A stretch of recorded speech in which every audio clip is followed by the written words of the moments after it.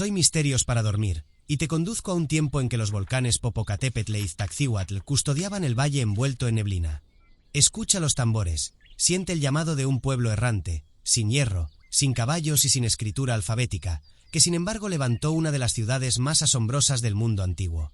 Los mexicas peregrinaron durante generaciones, soportando hambre y desprecio, pero guiados por una visión: hallar un águila sobre un nopal devorando a una serpiente. Ese signo los condujo hasta las aguas del lago de Texcoco, donde en 1325 fundaron Tenochtitlán. Allí, en islotes humildes, convirtieron el agua en tierra fértil gracias a las chinampas, y levantaron templos que desafiaban al cielo. La ciudad creció como un prodigio, con calzadas, mercados vibrantes y canales que reflejaban el sol. Tenochtitlán no fue solo piedra, fue espíritu y destino, un testimonio del poder de la fe y la grandeza humana. Aztlán, la tierra de las garzas, se extendía como un sueño en medio del agua. Un paraíso fértil donde los amaneceres teñían el lago de oro y las garzas blancas alzaban el vuelo entre canales cristalinos. Los frutos colgaban pesados en los árboles, las flores perfumaban el aire y los hombres convivían con la abundancia como si el mundo no conociera la carencia. Allí, entre 7 cuevas sagradas llamadas Chicomoztoc, surgieron las tribus chichimecas, portadoras de antiguas memorias, herederas de linajes que debían unirse para emprender un destino mayor. Los mexicas habitaban esa tierra dichosa hasta que la voz del sol los alcanzó. Huitzilopochtli, joven dios guerrero, se alzó como trueno en el corazón de los sacerdotes y habló con mandato solemne: dejad la comodidad de Aztlán, abandonad la abundancia que os cobija. No es aquí donde florecerá vuestra grandeza. Buscad la señal, el águila que devora a la serpiente sobre un nopal. Allí se cumplirá vuestro destino. Tambores graves resonaron como si el universo entero confirmara aquel designio. Sacerdotes y jefes se reunieron, y con ellos el pueblo entero. Hubo llanto, porque despedirse del paraíso era desgarrar el alma. Las garzas siguieron volando sobre el lago mientras los mexicas preparaban su marcha. Con ellos llevaban los dioses, los símbolos sagrados y el fuego eterno que no debía extinguirse. Dejaron atrás flores, frutas y aguas serenas para abrazar la incertidumbre de los caminos polvorientos. Cada paso que los alejaba de Aztlán los acercaba al mandato divino. Las montañas, los desiertos y los ríos se convirtieron en pruebas de fe. El recuerdo del paraíso perdido ardía en la memoria, no como nostalgia, sino como impulso. Pues en aquel sacrificio de abandonar la abundancia se forjaba la fuerza que los conduciría hacia el signo prometido, hacia el sitio donde el destino mexica debía revelarse en todo su esplendor. Aztlán quedó atrás como un recuerdo luminoso, y comenzó el viaje interminable. Los mexicas, con sus dioses a cuestas, cargaron en andas el ídolo de Huitzilopochtli adornado con plumas y oro, como si todo su destino dependiera de ese resplandor. Avanzaron durante generaciones enteras, siglo tras siglo, atravesando desiertos donde la arena quemaba la piel y montañas donde el frío mordía los huesos. Cada paso era prueba, cada campamento se volvía altar, porque la fe era el único alimento capaz de sostenerlos. Los cronistas cuentan que el hambre los obligaba a devorar raíces amargas, lagartijas y serpientes. La sed los hacía beber agua lodosa de los pantanos, y aún así seguían marchando. Nadie podía detenerlos, pues en su memoria ardía la promesa: encontrarían la señal del águila sobre el nopal devorando a la serpiente, y allí erigirían la ciudad que cambiaría la historia. Pero antes, debían probar la dureza del mundo y la crueldad de los hombres. En Culhuacán hallaron un respiro. Allí fueron recibidos por los colhuas, quienes vieron en ellos aliados para la guerra. Al inicio gozaron de cierta paz, mas no tardó en aparecer la incomprensión. Sus rituales sangrientos, ofrendas al sol y a la tierra, horrorizaban a sus anfitriones. La sangre, que para los mexicas era vínculo sagrado con los dioses, fue motivo de su expulsión. Echados de la ciudad, volvieron al exilio con más odio en sus corazones y con la convicción de que solo la guerra los haría respetados. Intentaron asentarse en Chapultepec, pero el destino volvió a ser cruel. Rodeados por enemigos, atacados con furia, fueron derrotados y esclavizados. Hombres, mujeres y niños sufrieron humillaciones, cadenas y heridas. Sin embargo, la derrota no los quebró, templó su espíritu como el fuego endurece al metal. Allí aprendieron que la supervivencia exigía no solo fe, sino también estrategia y espada. Los Colhuas, antiguos aliados, se convirtieron en enemigos encarnizados. Hubo guerras, hostigamientos y enfrentamientos que parecían condenarlos a desaparecer. Pero en cada batalla, la sangre derramada se convertía en pacto con Huitzilopochtli, quien exigía resistencia. Así, los mexicas, antes despreciados como bárbaros errantes, comenzaron a forjar su identidad guerrera.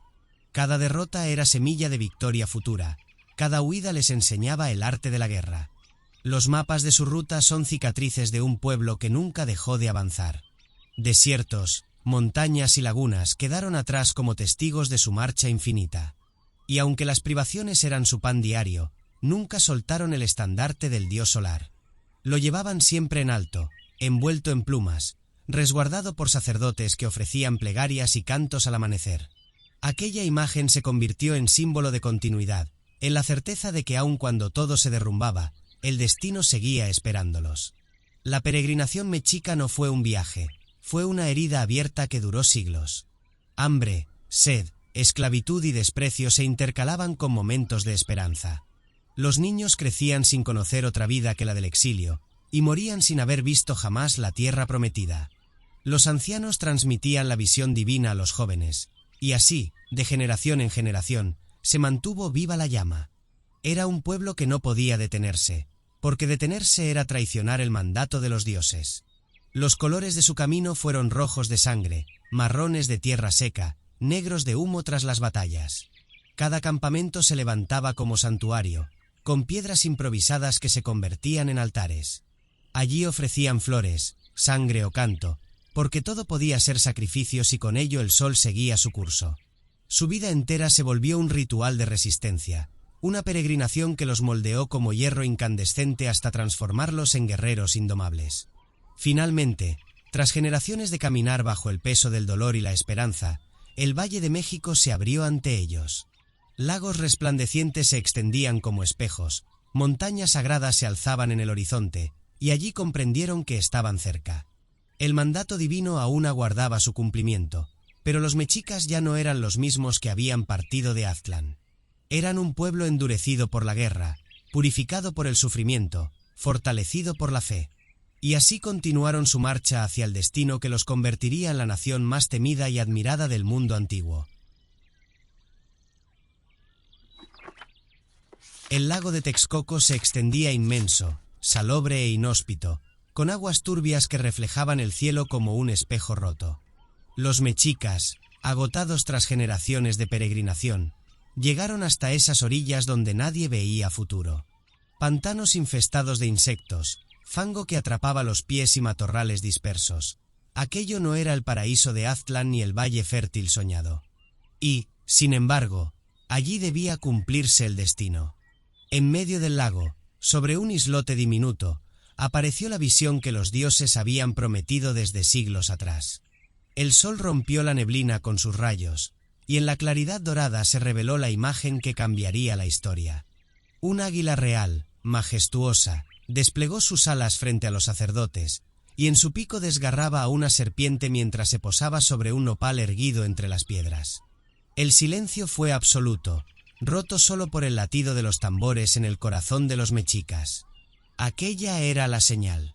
No había duda, no había marcha atrás. Allí, donde la vida parecía imposible, debían levantar su ciudad. Los rostros de los sacerdotes se iluminaron de éxtasis. Las lágrimas de los ancianos se mezclaron con cantos rituales. El pueblo entero cayó de rodillas, entendiendo que su peregrinación había concluido. Ese islote, despreciado por todos, se convertía en tierra sagrada. No importaba la dificultad, porque el mandato divino ya estaba escrito. Sobre las aguas del Texcoco, los mexicas fundarían Tenochtitlán en el año de 1325. Los primeros años fueron de hambre y miseria. El terreno fangoso no ofrecía maíz ni frutos. Pero los mexicas, endurecidos por siglos de sufrimiento, aprendieron a transformar la adversidad en grandeza.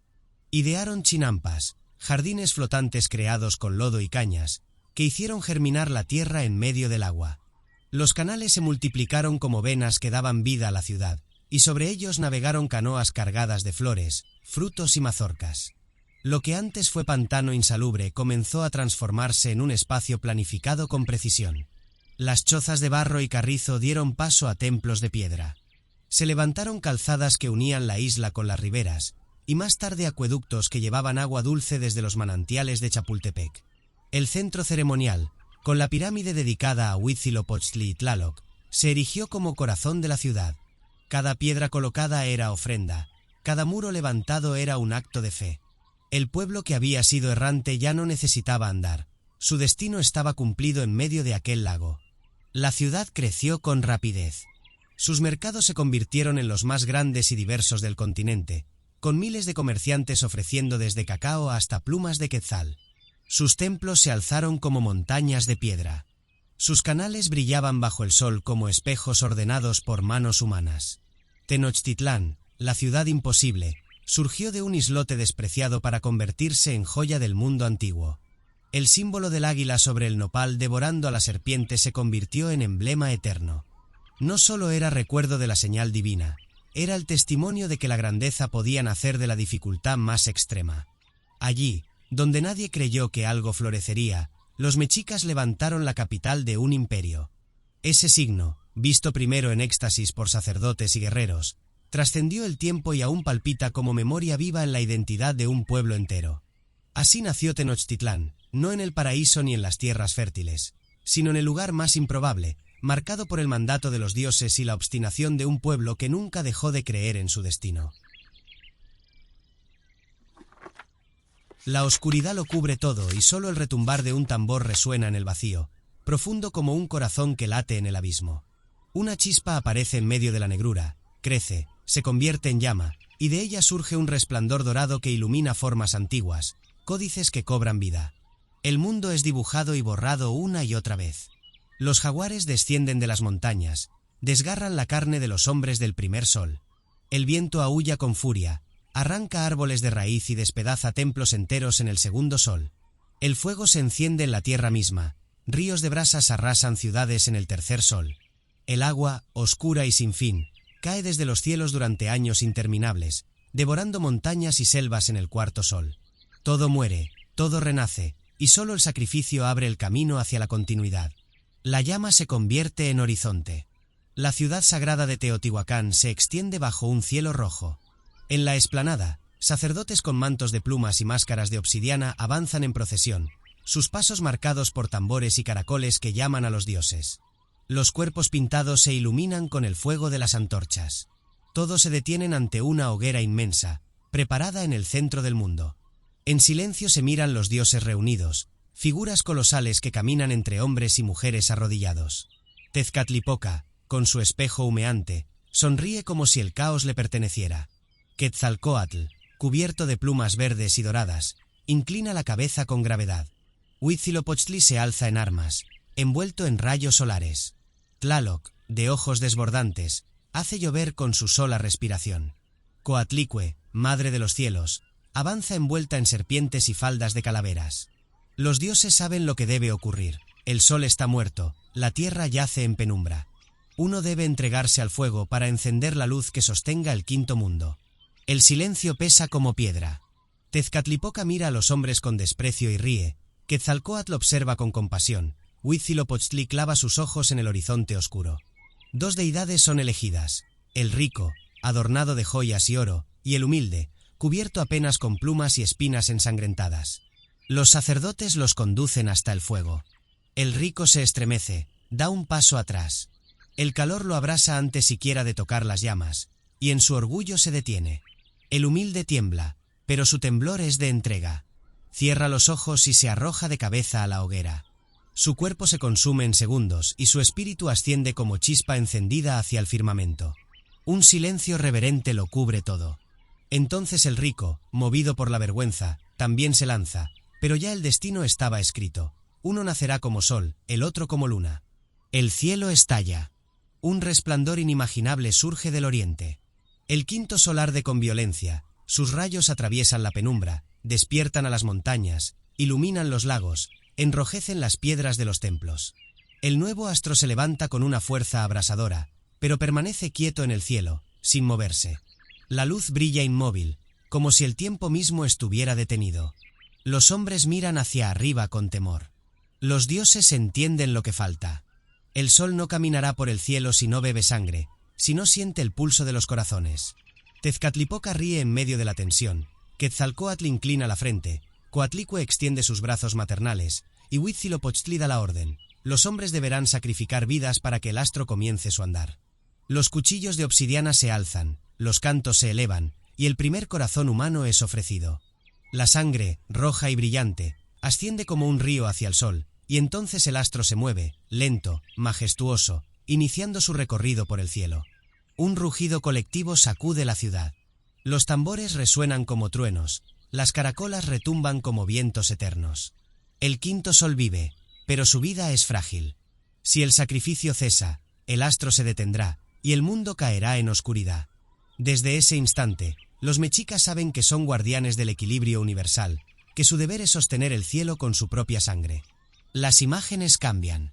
El templo mayor se eleva sobre Tenochtitlán, colosal, con sus dos escalinatas gemelas que ascienden hacia lo divino. En una brilla el azul de Tlaloc, señor de las lluvias y de la fertilidad, dueño de los truenos que dan vida al maíz. En la otra arde el rojo de Huitzilopochtli, el dios del sol y de la guerra, protector de su pueblo y guía de la conquista. Cada ofrenda, cada corazón entregado, va dirigido a ellos, porque sin lluvia no hay alimento y sin sol no hay mundo. Los códices animados muestran procesiones de hombres y mujeres, ofrendas de jade, plumas y cacao, danzas con máscaras de jaguar y águila. Los sacerdotes, cubiertos de sangre ritual, elevan sus brazos hacia el cielo. El pueblo canta, llora y celebra, sabiendo que su vida entera depende de ese pacto sagrado con los dioses. El quinto sol resplandece, pero la voz ancestral vuelve a advertir en el aire. Cada día es una batalla, y cada amanecer debe conquistarse con sacrificio. Así, los mexicas entienden que su existencia es frágil, sostenida por el equilibrio entre dioses y hombres, vida y muerte, sangre y luz.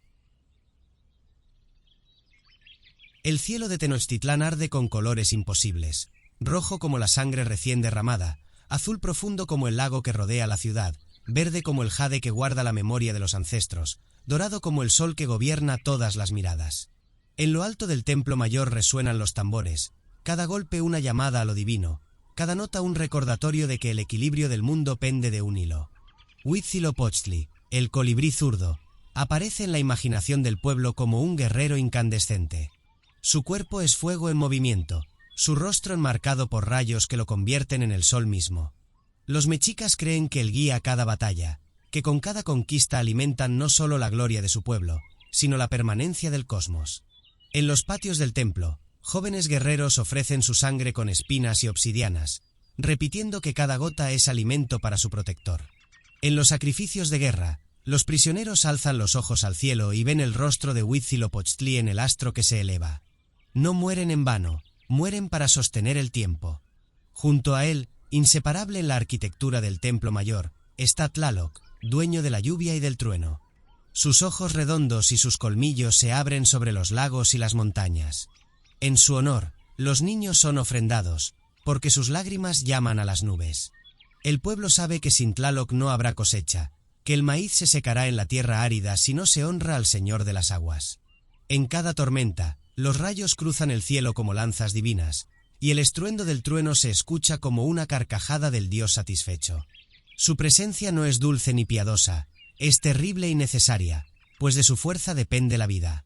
En los códices, las plumas verdes y doradas danzan como serpientes vivas. Es Quetzalcóatl, la serpiente emplumada. Su figura es distinta, cargada de sabiduría. Fue él quien regaló el maíz a los hombres, quien enseñó el arte, el conocimiento, la palabra y el calendario. Su imagen resplandece en los templos de Cholula, donde miles lo veneran como Padre Creador. Sus plumas brillan como la aurora, sus escamas como la noche estrellada. Sin embargo, su destino es trágico. Exiliado por engaños, su promesa de regresar resuena en cada generación. El pueblo recuerda que Quetzalcóatl no pide sangre con el mismo fervor que Huitzilopochtli, pero su ausencia demuestra que incluso los dioses pueden ser vencidos por el destino. En la penumbra de los espejos humeantes camina Tezcatlipoca, señor del caos y del destino. Su rostro cambia constantemente, ora joven, ora anciano, ora terrible, ora hermoso. Lleva consigo el espejo de obsidiana donde los hombres ven su futuro, y lo que ven siempre los aterra. Porque ningún destino es seguro, porque todos los caminos están marcados por la incertidumbre. Tezcatlipoca es la sombra que acecha en cada victoria, el recordatorio de que el orden nunca será absoluto. Sus risas atraviesan los templos, burlándose incluso de los sacrificios. Aún así, los mexicas lo temen y lo aman, porque sin él no existiría el movimiento, porque sin caos no hay creación. En lo más profundo, la madre de todos, Coatlicue, se alza como montaña de carne y piedra. Su falda está tejida con serpientes vivas, sus manos terminan en garras, su cuello está decorado con corazones y cráneos. Es terrible y fecunda, madre de Huitzilopochtli, señora de la vida y de la muerte. De ella nace todo, en ella todo vuelve a enterrarse. Su imagen provoca horror, pero también reverencia. Los mexicas entienden que la vida se alimenta de muerte, que cada mazorca que brota del suelo lleva consigo el recuerdo de los huesos enterrados en la tierra. Y más allá, en los campos de renovación y renacimiento, danza Xipetotec, el desollado señor. Su piel cuelga sobre su cuerpo como manto, símbolo de la semilla que rompe su cáscara para renacer. En sus rituales, los hombres se visten con la piel de otros hombres, portando el sacrificio como vestidura sagrada. Es espanto y esperanza, es promesa de vida nueva tras la muerte. Las imágenes se entrelazan en el templo como visiones vivientes. Los sacerdotes pintan en las paredes los soles que murieron, los dioses que lucharon, los sacrificios que hicieron posible cada amanecer.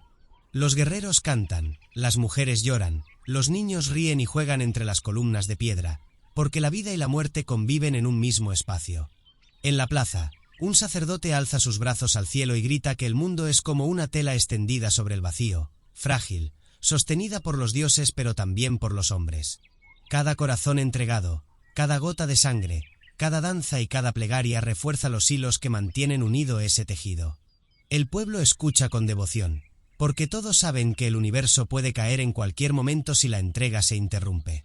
Entonces, bajo el sol ardiente, los sacerdotes sacan en procesión a los cautivos de guerra. Sus cuerpos pintados, sus pasos firmes, sus miradas al cielo, saben que su destino es subir las escalinatas del templo mayor, entregar su corazón a los dioses. El pueblo observa en silencio, no con desprecio, sino con reverencia, porque esos hombres son escogidos para sostener el ciclo del cosmos. El cuchillo de obsidiana brilla, la sangre brota, el corazón late aún en manos del sacerdote y es alzado al sol. Un grito colectivo estalla, no de horror, sino de triunfo. El mundo seguirá vivo un día más. Así, los mexicas entienden que no son simples habitantes de la tierra, sino guardianes del cielo, participantes de un pacto sagrado en el que los dioses dieron primero su vida para que el hombre existiera. El sacrificio no es muerte estéril, sino intercambio, diálogo entre lo divino y lo humano, un lenguaje escrito con sangre y con fuego. La ciudad respira como un organismo vivo. El lago que la rodea refleja el cielo, y en sus aguas navegan canoas cargadas de flores, maíz y obsidianas. Desde lo alto del templo mayor, los sacerdotes observan el horizonte. El sol asciende con esplendor, pero todos saben que no lo hace por sí mismo. Cada amanecer es una victoria arrancada con sangre y canto. Los mexicas caminan entre canales y mercados recordando que la vida que palpita en sus manos, el maíz que mastican, el aire que respiran, existen solo porque los dioses se sacrificaron primero. En cada mazorca está el legado de Quetzalcóatl, en cada tormenta el rugido de Tlaloc, en cada batalla la furia de Huitzilopochtli. El pueblo vive con la certeza de que la realidad es frágil, que el mundo entero puede quebrarse como vasija si no se sostiene con sacrificios. En la memoria colectiva resuena el relato de Teotihuacán, el fuego donde los dioses ardieron para encender el quinto sol, el instante en que el humilde se volvió astro y el orgulloso quedó condenado a reflejarlo en la noche. Esa memoria se renueva en cada ceremonia, cuando el fuego central del templo arde y las danzas se extienden como espirales interminables. La cámara se eleva sobre la gran plaza. Miles de hombres y mujeres danzan en círculos, sus cuerpos pintados de rojo y azul, los guerreros con penachos de plumas verdes y doradas, las sacerdotisas con faldas bordadas en jade y turquesa. En el centro, un sacrificio se prepara. El prisionero, cubierto de flores, avanza entre cantos. No hay miedo en su rostro, solo entrega. Sabe que su corazón será el alimento que hoy sostendrá al universo. Los tambores marcan el ritmo. El sacerdote levanta el cuchillo de obsidiana y el pueblo calla, como si el mundo entero contuviera la respiración. El golpe certero atraviesa el pecho, la sangre brota, el corazón es extraído y ofrecido al sol. Entonces estalla el sonido, gritos, caracolas, tambores, cantos. El cuerpo es entregado a la piedra, pero el corazón late en lo alto, sostenido hacia el cielo, como un nuevo sol en miniatura que palpita entre manos humanas. El rostro de Huitzilopochtli se dibuja en el resplandor del día, satisfecho. El agua corre en canales y fuentes, signo de que Tlaloc escucha. En el aire, las plumas de Quetzalcóatl parecen danzar con el viento. Y en las sombras, Tezcatlipoca sonríe, porque sabe que algún día todo volverá al caos. Coatlicue, inmensa, aguarda bajo la tierra, recordando que cada semilla necesita enterrarse para renacer. Xipetotec se balancea en su danza, prometiendo renovación en cada piel desollada. La visión se expande hacia el cosmos.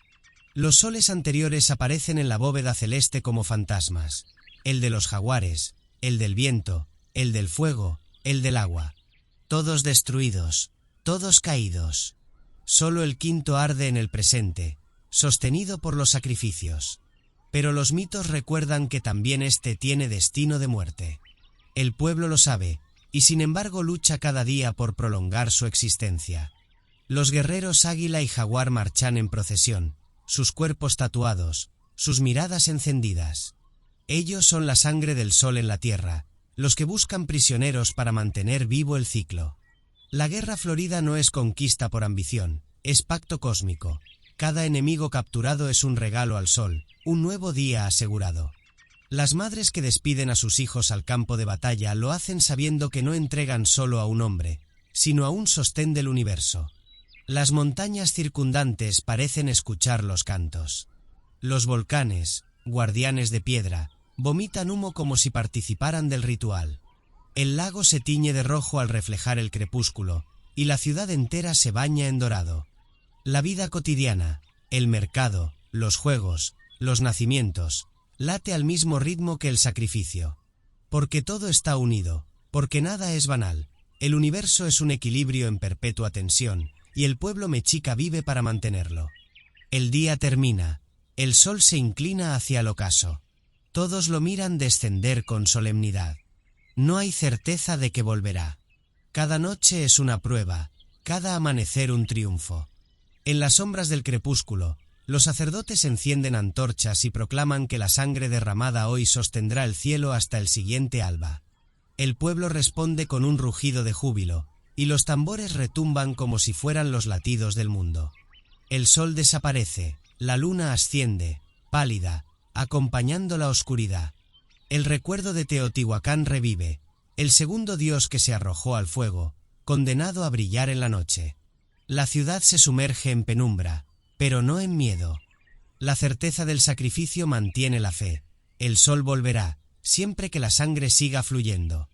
El firmamento se enciende con estrellas, espejos de obsidiana donde Tezcatlipoca juega con los destinos. Las constelaciones parecen formar figuras de jaguares, serpientes y águilas, recordando los mitos antiguos. Y en medio del silencio de la noche, un coro de voces se eleva desde los templos, repitiendo una plegaria eterna: que el sol camine, que la lluvia caiga, que el maíz crezca, que el universo no se rompa. La cámara se aleja de Tenochtitlán, mostrando la ciudad iluminada por hogueras, flotando como joyas sobre el lago. Luego se eleva aún más, hasta mostrar el quinto sol suspendido en la bóveda cósmica, un fuego brillante sostenido por miles de corazones que laten en ofrenda. El universo entero parece temblar, pero sigue en pie, porque los hombres y los dioses comparten la misma deuda.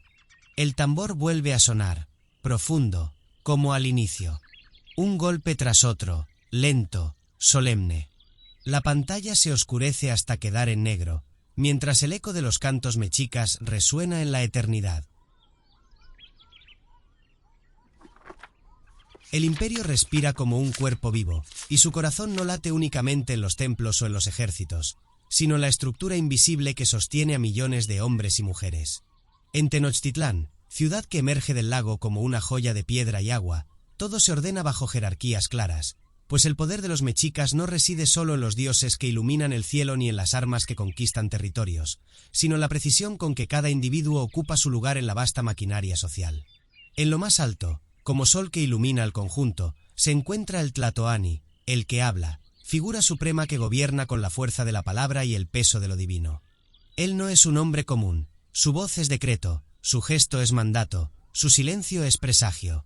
Vive rodeado de símbolos dorados, penachos de plumas brillantes, jade y turquesa que reflejan el esplendor de su cargo. Su deber no es solo guiar batallas o administrar tributos, sino ser mediador entre hombres y dioses, el guardián que asegura que el cosmos siga en equilibrio. Cuando el pueblo lo mira, no ve solo a un gobernante, contempla el rostro visible del destino mexica. Bajo su sombra resplandece la nobleza, los pipiltin, herederos de linajes sagrados. Son sacerdotes que interpretan los designios celestes, jueces que sostienen la balanza de la justicia, jefes militares que marchan al frente de las guerras floridas.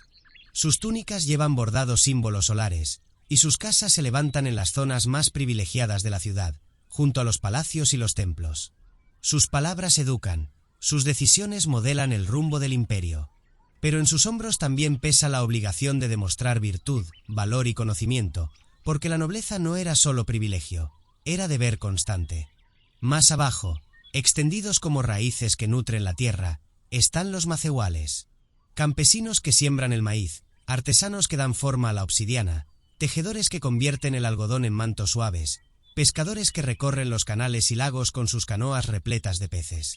Ellos son la columna vertebral de la sociedad, el sustento del imperio. Sus manos curtidas, sus espaldas dobladas bajo el sol, sus cantos en los campos son la música diaria que mantiene viva la ciudad. Aunque carezcan de la riqueza de los pipiltin, los macehuales poseen la dignidad de quienes alimentan al pueblo y sostienen el esplendor de Tenochtitlán. En el último peldaño, como sombras que recorren el engranaje, se encuentran los tlatlacotin, los esclavos.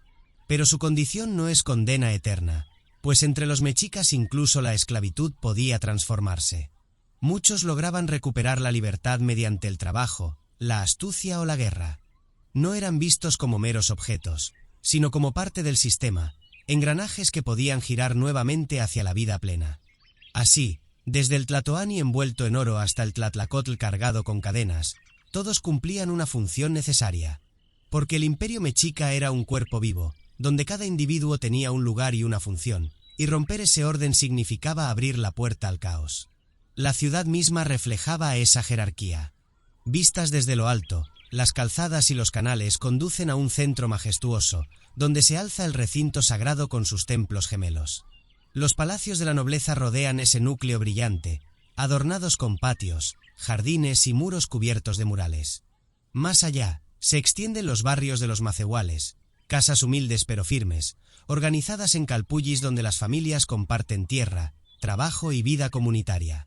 Cada barrio respira como un corazón propio, con sus dioses tutelares, sus fiestas, sus mercados. Y en los márgenes, discretos pero presentes, los espacios donde los esclavos cumplen su destino. Los colores acompañan esta visión, dorado para los gobernantes y los nobles, tonos tierra para el pueblo, símbolos que no son simples adornos, sino marcas del lugar que cada cual ocupa en el orden universal. Porque en la cosmovisión mexica, el orden social no era una invención humana, sino un reflejo de la estructura misma del cosmos. Como los dioses sostienen el cielo, así el pueblo sostiene al Tlatoani, y así cada hombre y mujer sostiene al otro en una red de obligaciones recíprocas. La ciudad respira, el imperio late.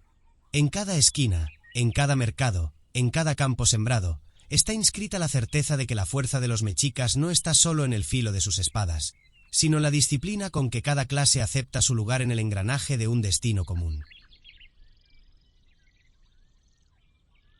La ciudad despierta con los primeros rayos del sol, y la vida se derrama en cada rincón como un río inagotable.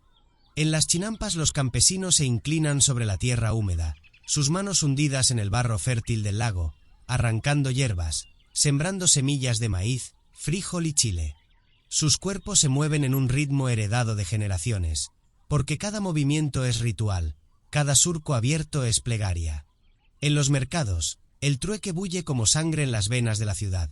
Mujeres con canastos rebosantes de cacao, pescadores que ofrecen ajolotes y ranas, artesanos que muestran figurillas de barro, mantas bordadas con hilos de colores, cuchillos de obsidiana que brillan con filo divino.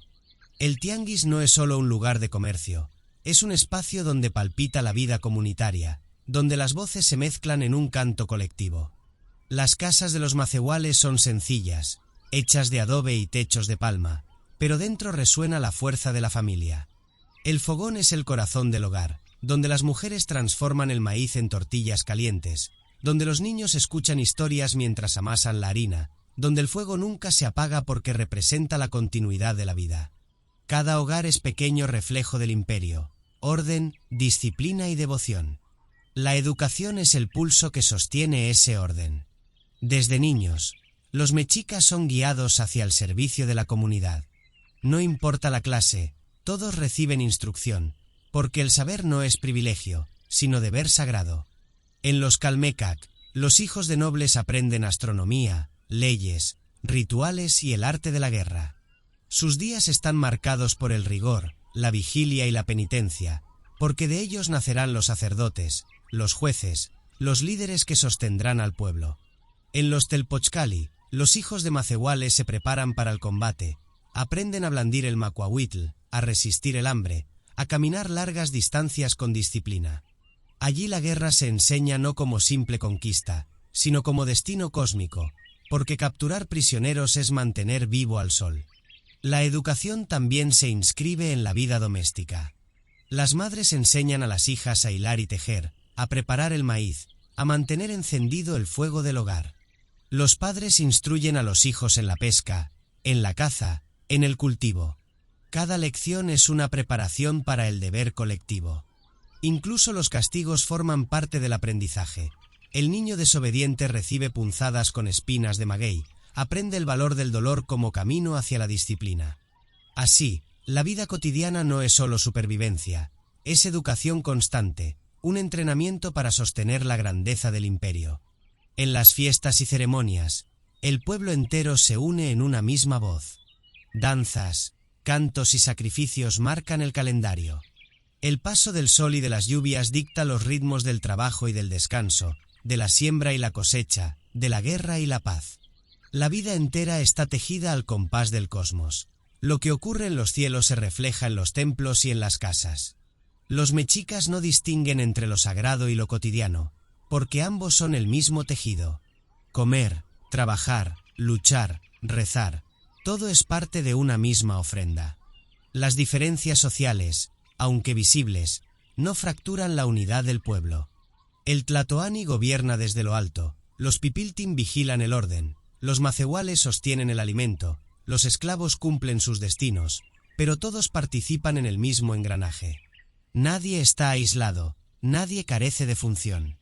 El imperio entero se concibe como un cuerpo, y cada hombre, mujer y niño es órgano indispensable para su movimiento. Al caer la tarde, cuando el sol se tiñe de rojo sobre el lago y las montañas cercanas parecen encenderse con fuego, la ciudad descansa, pero nunca del todo. Los cantos de los sacerdotes resuenan en lo alto del templo mayor, los mercados se vacían lentamente, los hogares encienden sus fogones, y en los patios los niños juegan a imitar a los guerreros y sacerdotisas. La vida cotidiana es sencilla y al mismo tiempo grandiosa, porque cada acto, por más pequeño que parezca, sostiene al universo. Así se levanta y se sostiene Tenochtitlán, espléndida, poderosa, ordenada. No solo por el filo de sus espadas ni por el resplandor de sus dioses, sino por la disciplina de su organización, por la fuerza de su vida diaria y por la educación que moldea a cada generación para servir a un destino común. Un pueblo entero que, al vivir y educar de esta manera, convirtió su ciudad en el corazón palpitante de un imperio. El Tlatoani surge entre muros de piedra y jardines de flores como una figura que no pertenece del todo a los hombres ni del todo a los dioses. Sus pasos son seguidos por tambores profundos que laten en la tierra con ritmo de trueno. Camina despacio, sobre esteras de pétalos rojos y amarillos que se renuevan ante cada avance, como si el suelo mismo quisiera sostener su grandeza.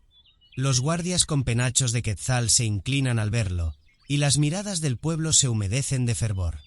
La voz del Tlatoani era la voz del sol, y cada palabra que pronunciaba marcaba el destino de miles de hombres. Moctezuma se sienta en su palacio de turquesa y jade. El aire que lo rodea parece denso, como si cargara con un peso invisible que solo él podía soportar. Su mandato era tan pesado como el cielo, y tan firme como la tierra.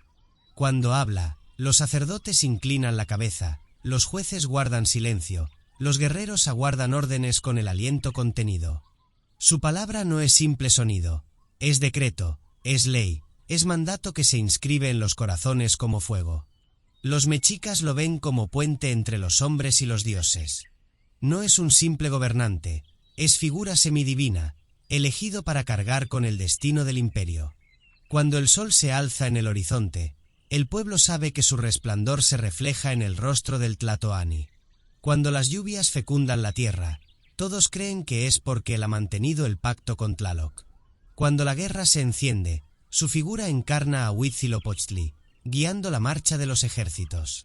Su grandeza no se mide en riquezas, aunque esté rodeado de oro y plumas brillantes, se mide en la certeza de que sin él, el mundo mismo podría caer en el caos. En las ceremonias públicas, el Tlatoani aparece rodeado de cortejos infinitos. Los nobles lo preceden, los portadores de estandartes elevan figuras de jaguares y águilas, los músicos hacen vibrar caracolas y teponaztlis que sacuden el aire.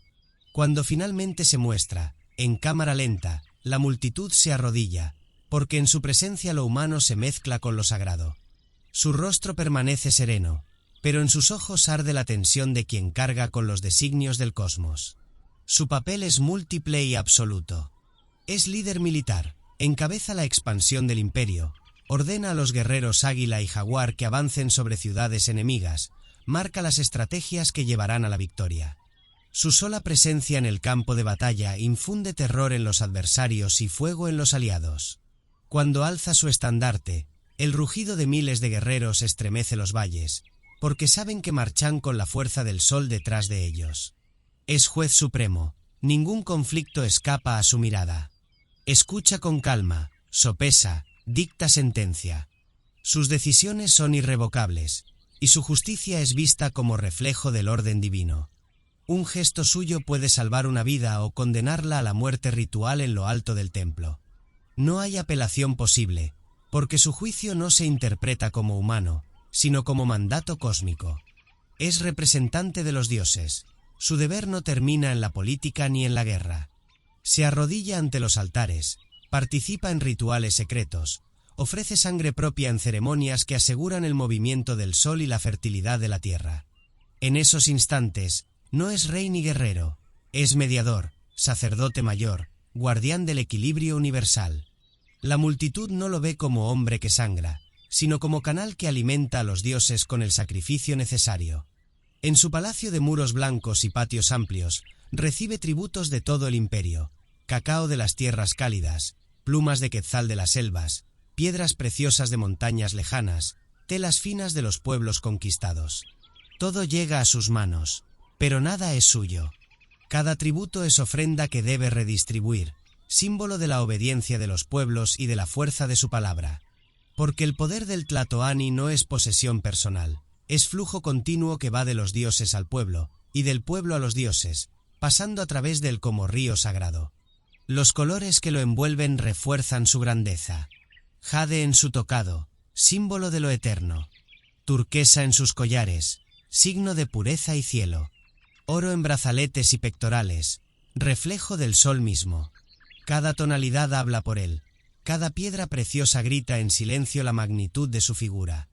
Y aún así, detrás del brillo hay un hombre que no puede fallar, porque su error sería el error del imperio entero. Las noches en que Tenochtitlán duerme, el Tlatoani vela en silencio.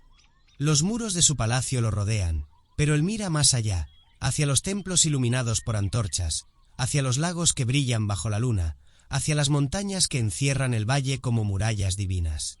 Sabe que su mandato no es privilegio, sino carga. Cada victoria militar, cada sentencia dictada, cada sacrificio ordenado es un hilo más en la red que sostiene el universo.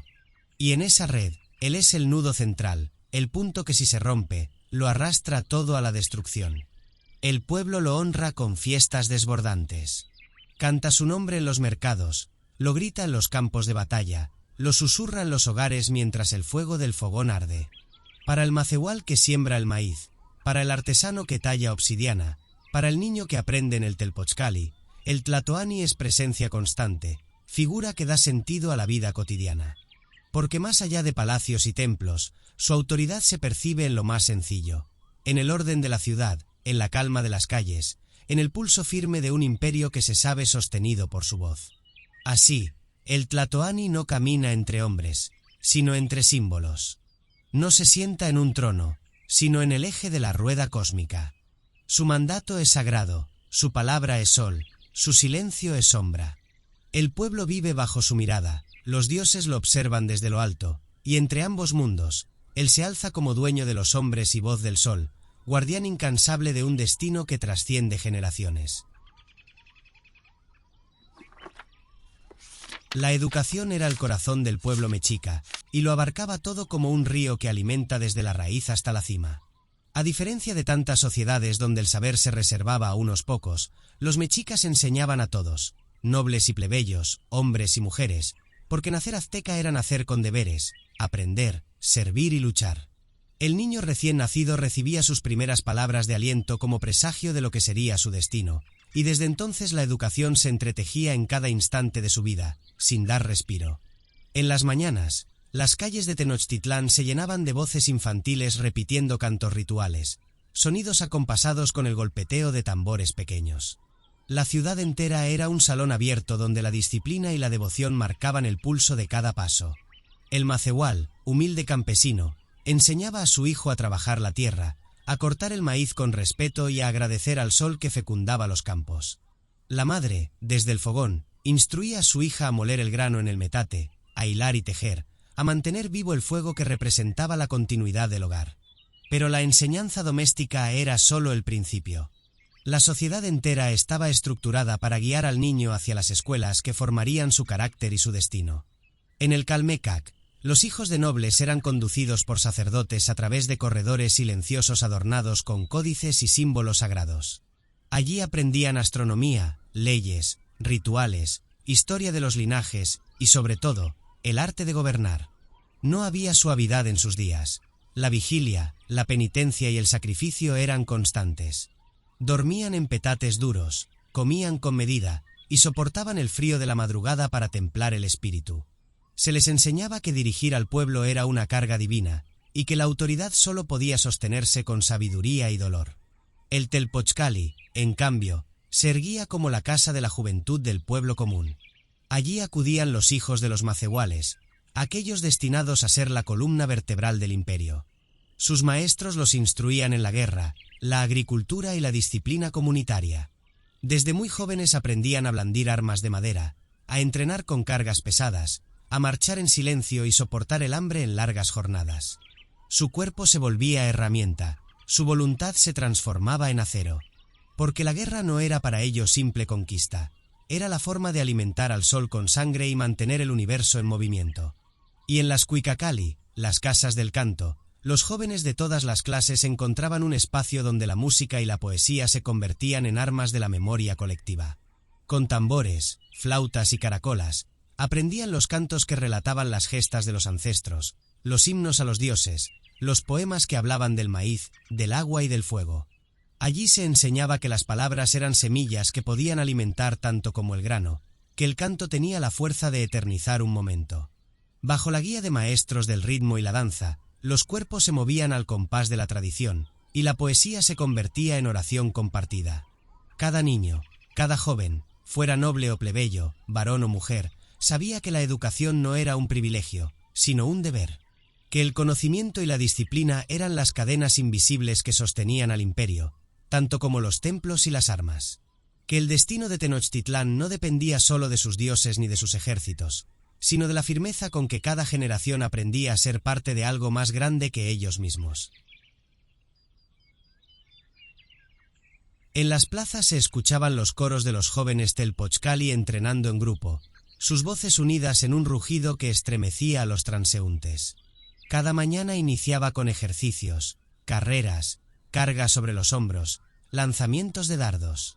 No se trataba solo de forjar guerreros, sino de moldear hombres que encarnaran la resistencia y la entrega total a la comunidad.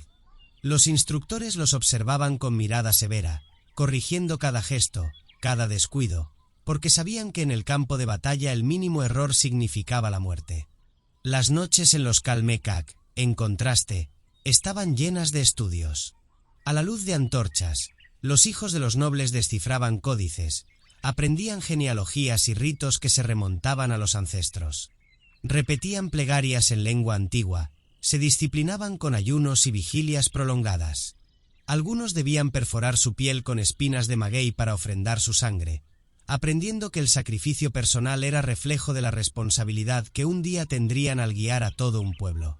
En esas largas vigilias, los jóvenes comprendían que no estudiar significaba olvidar, y olvidar era traicionar a los dioses que sostenían el universo.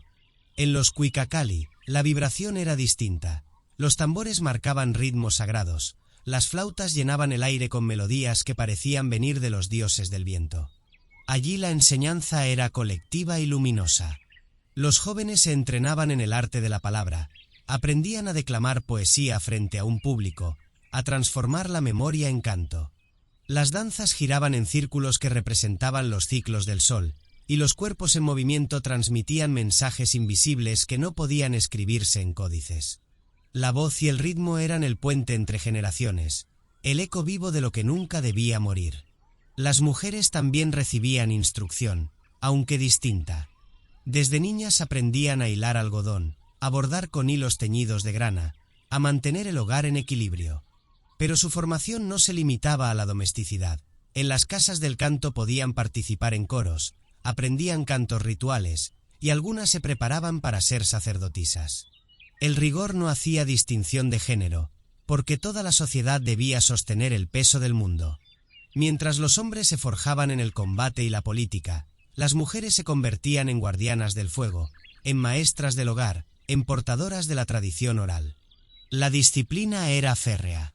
El niño que desobedecía podía ser castigado con punzadas de maguey en la piel, o con humillaciones públicas que lo enseñaban a dominar su orgullo. La niña que mostraba descuido era reprendida con igual severidad, porque no se toleraba la negligencia.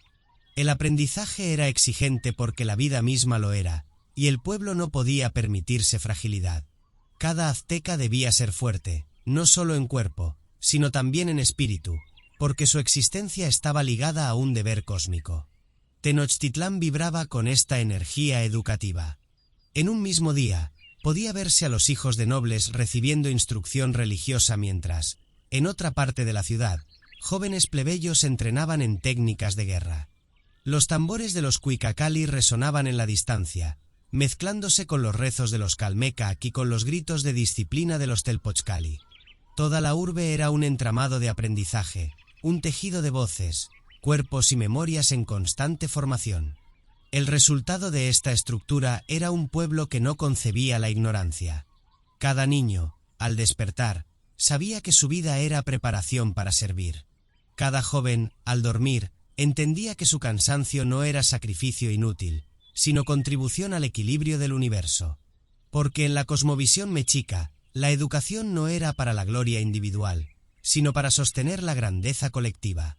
Nadie escapaba de ese destino, nadie quedaba fuera de esa red. La educación era el deber que ataba a todos por igual, el camino inquebrantable hacia la permanencia del pueblo. Al caer la tarde, cuando el sol teñía de rojo los canales y los volcanes se recortaban como guardianes en el horizonte, los jóvenes regresaban de sus escuelas con el cuerpo cansado pero la frente erguida.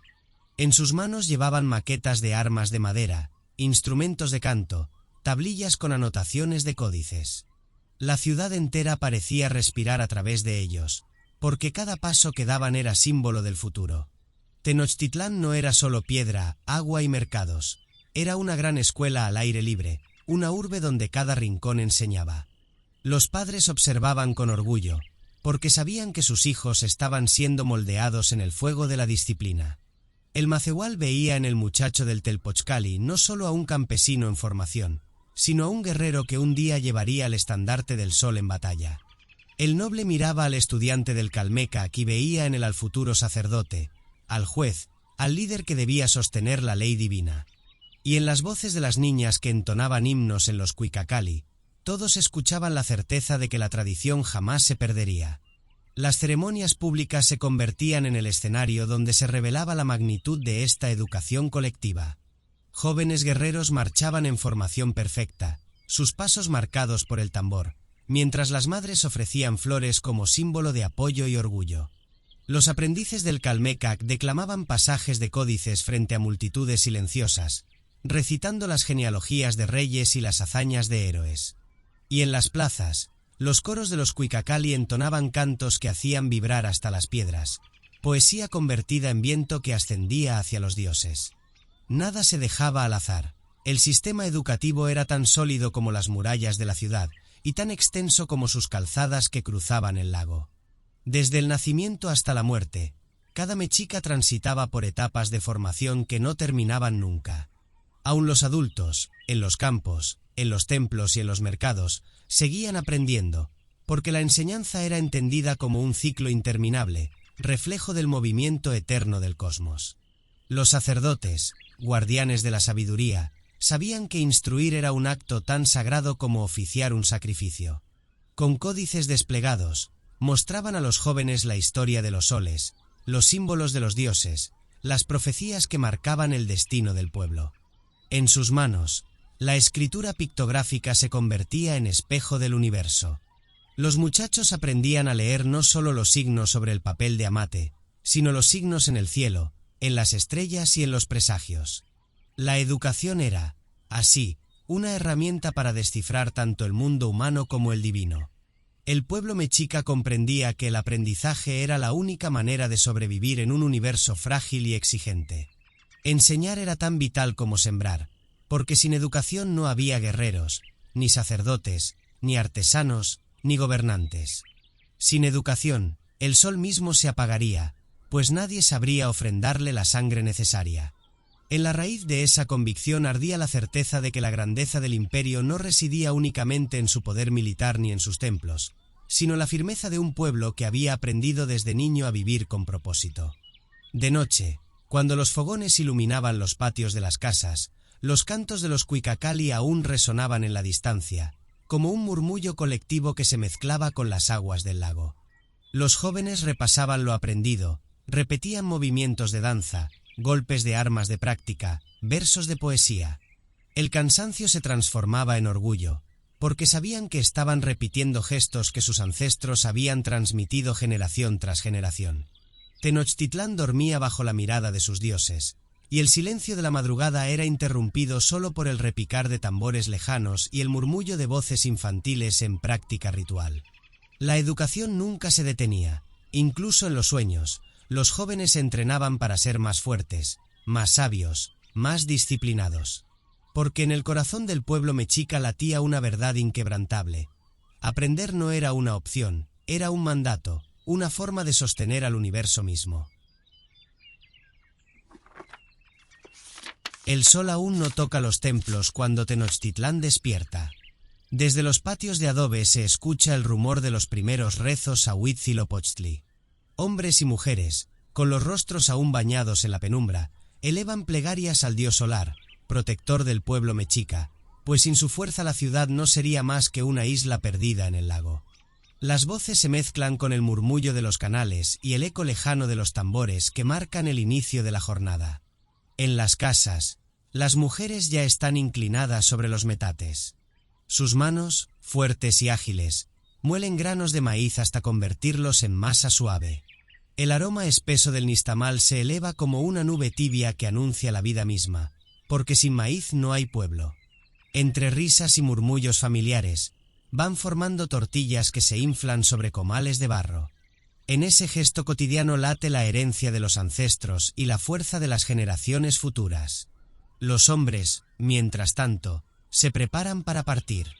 Unos toman sus herramientas de madera y piedra, listos para trabajar en las chinampas, jardines flotantes donde el verde se multiplica en surcos perfectamente alineados.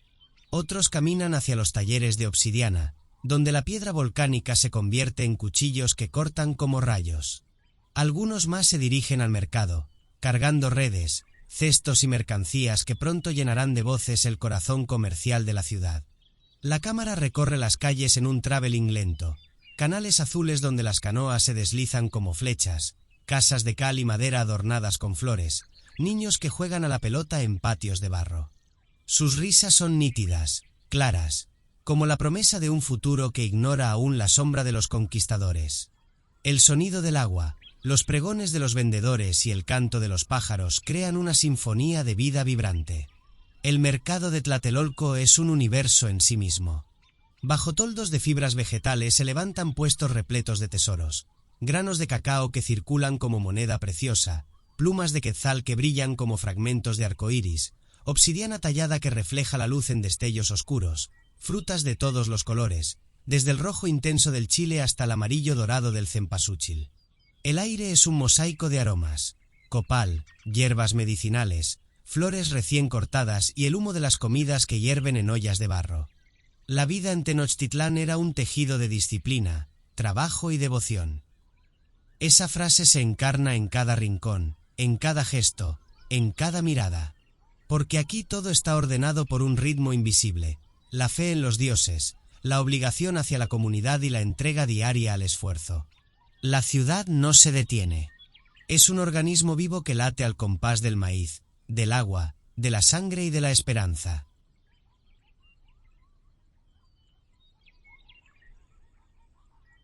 El sol ya domina el cielo y en los canales la vida bulle como un río interminable.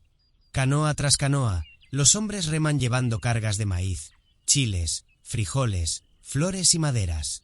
El reflejo del agua dibuja destellos sobre sus rostros mientras avanzan entre los puentes que unen las islas de la gran ciudad. Arriba, las garzas se elevan en vuelo lento, como si acompañaran la coreografía de este pueblo que jamás descansa. En los talleres, el sonido metálico de la obsidiana contra la piedra resuena como un latido profundo. Los artesanos, con manos firmes, transforman fragmentos oscuros en cuchillas afiladas, puntas de lanzas y espejos que parecen contener en su superficie otro mundo. Más allá, otros trabajan el algodón y las fibras de maguey, tejiendo mantas de colores intensos, decoradas con símbolos que cuentan historias de dioses y batallas. El recorrido avanza hacia los templos. Los escalones se llenan de fieles que acuden con ofrendas, flores, copal, alimentos. El aire huele a humo dulce y a fervor. Se escuchan tambores y caracolas que marcan el ritmo de la devoción.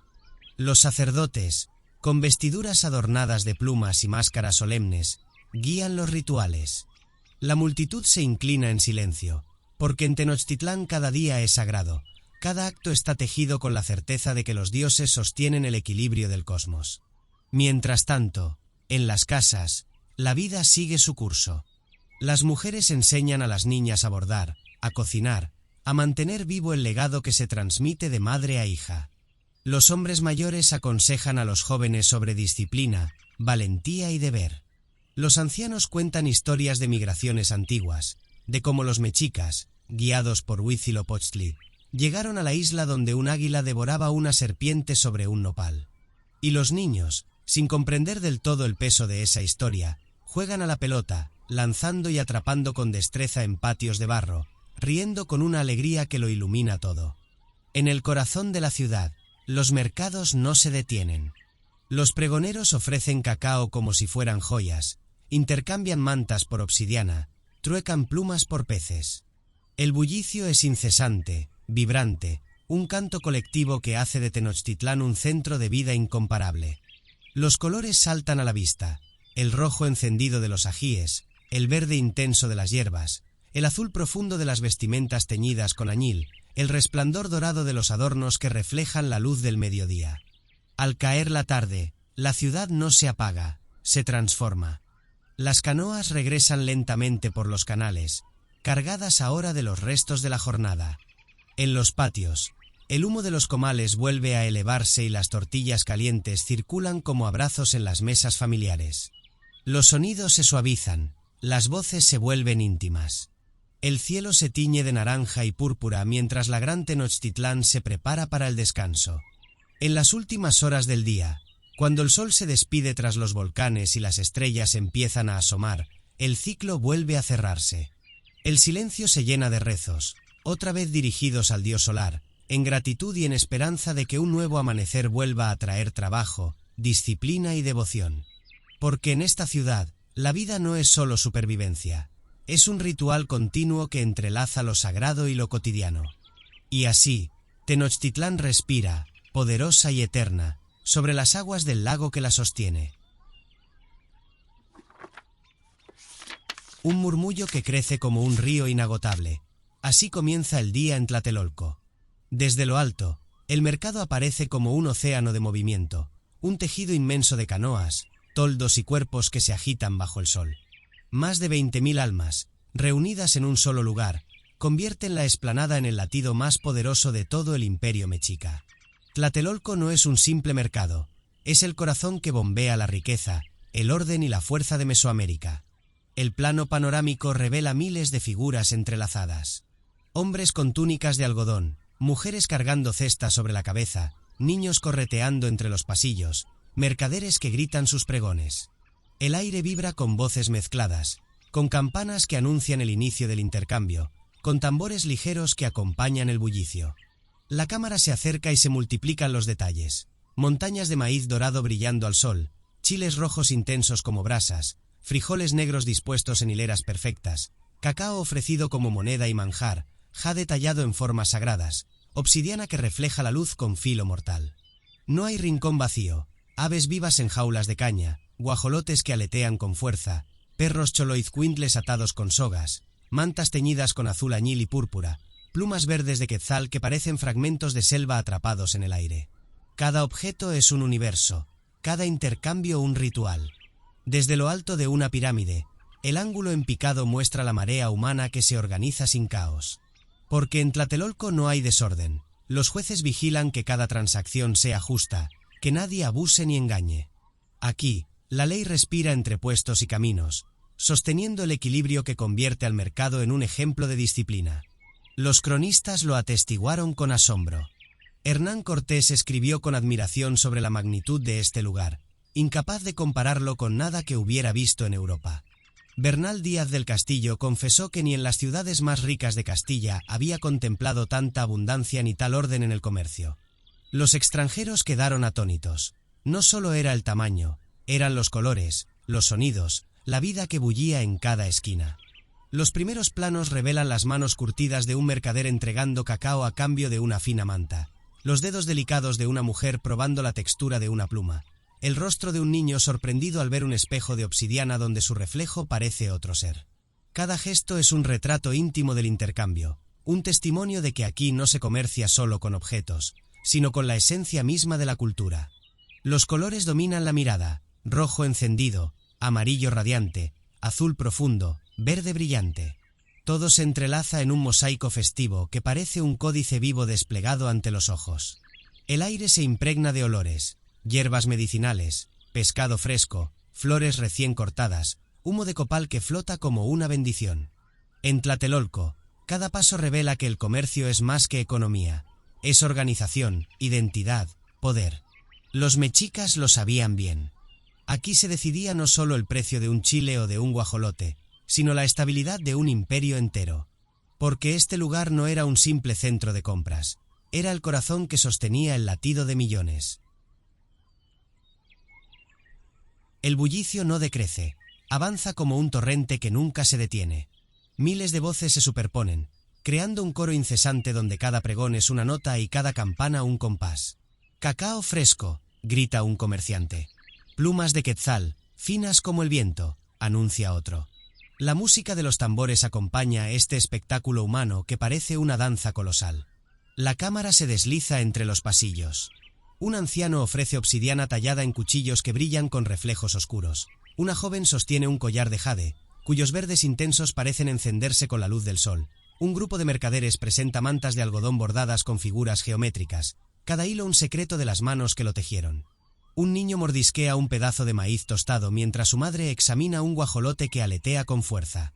La vida entera se concentra en estos instantes, en cada transacción que da sentido a la comunidad. El picado desde lo alto muestra la inmensidad, corredores organizados por tipo de mercancía, cada espacio dedicado a un universo distinto. Aquí, los granos y las semillas, allá, las piedras preciosas y los metales, más allá, los animales vivos. Y en cada sección, los jueces sentados, atentos, impartiendo justicia inmediata si surge una disputa. El mercado no solo era abundancia, era orden, era disciplina convertida en espectáculo. Los cronistas quedaron perplejos. Bernal Díaz del Castillo lo escribió con cierta incredulidad. Jamás había visto nada semejante, ni siquiera en Sevilla, donde llegaban los barcos cargados de riquezas. Hernán Cortés afirmó que un solo día en Tlatelolco reunía más de 20.000 personas, y aún así, todo parecía fluir con la precisión de un engranaje perfecto. Ellos, hombres curtidos en guerras y viajes, se sintieron diminutos ante la grandeza de aquel corazón económico. Los primeros planos revelan emociones. El brillo en los ojos de un mercader que cierra un buen trato, la concentración de una mujer que pesa cacao con absoluta seriedad, la risa de los niños que corretean entre jaulas de aves. Y entre tanto color y tanto ruido, una certeza vibra. Aquí late el pulso de un imperio. Los colores dominan la escena como si fueran pinceladas en movimiento. El rojo ardiente de los chiles, el amarillo resplandeciente del maíz, el azul profundo del añil, el verde vivo de las piedras preciosas. Es un festín visual que no conoce pausa. El sonido se mezcla, risas, campanas, tambores, pregones que suben y bajan como olas en un mar humano. El traveling final recorre lentamente el horizonte del mercado. Miles de personas aún intercambian, aún negocian, aún viven en la certeza de que Tlatelolco sostiene algo más grande que el comercio. Sostiene el poder, la unión y el alma de un pueblo. Porque Tlatelolco era más que un mercado, era el corazón económico del imperio.